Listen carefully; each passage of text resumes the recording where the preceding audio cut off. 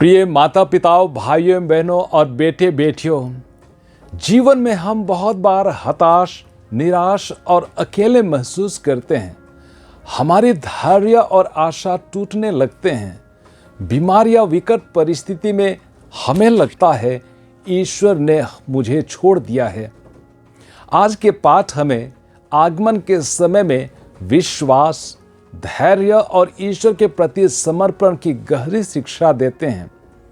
पहले पाठ में हम देखते हैं कि राजा आहाज को ईश्वर का संदेश मिलता है कि एक कुंवारी से एक पुत्र उत्पन्न होगा जिनका नाम इम्मानुएल होगा, जिसका अर्थ है ईश्वर हमारे साथ है। यह भविष्यवाणी मसीह के आगमन की ओर इशारा करती है, जो इम्मानुएल के रूप में हमारी दुनिया में आएंगे। इस संदेश में हमें यह विश्वास दिलाया जाता है कि ईश्वर हमारे साथ है, चाहे हम किसी भी परिस्थिति में हों। आगमन का समय हमें यह याद दिलाता है कि ईश्वर की उपस्थिति हमारी जिंदगी में सबसे बड़ी आशीर्वाद है और वह हमें कभी नहीं छोड़ेगा।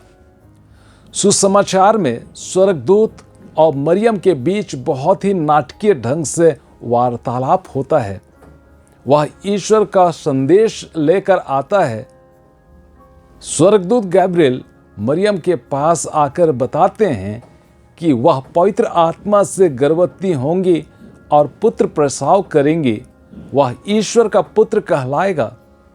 इन बातों से मरियम घबरा जाती हैं।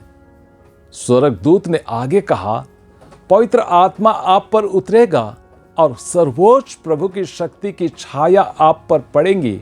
इसलिए जो आपसे उत्पन्न होंगे वे पवित्र होंगे और ईश्वर के पुत्र कहलाएंगे। ईश्वर की इच्छा व योजना को समझकर मरियम ने कहा, देखिए मैं प्रभु की दासी हूं, आपका कथन मुझ में पूरा हो जाए। विश्वास और समर्पण का आदर्श उदाहरण है। मरियम ने न केवल ईश्वर की इच्छा को स्वीकार किया, बल्कि अपने जीवन को पूरी तरह से उनके हाथों में सौंप दिया। आगमन का यह समय हमें मरियम की तरह ईश्वर की इच्छा को अपने जीवन में स्वीकार करने का आह्वान करता है। जैसे मरियम ने बिना किसी संकोच के ईश्वर की योजना को अपनाया, वैसे ही हमें भी अपने जीवन में ईश्वर के मार्गदर्शन को अपनाने की आवश्यकता है। इम्मानुएल के रूप में ईश्वर हमारे साथ है और उनका हमारे बीच आना हमें विश्वास और आशा से भर देता है। इस समय हम मरियम से सीख लें कि ईश्वर के साथ कैसे अपने संबंधों को मजबूत बनाना है।